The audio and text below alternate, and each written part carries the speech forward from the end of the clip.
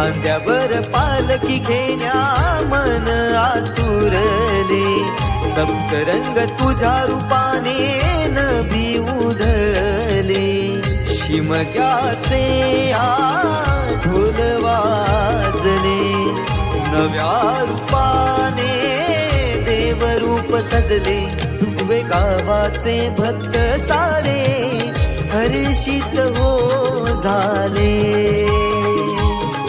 तुवे गावाचे भक्त सारे हर्षित हो झाले।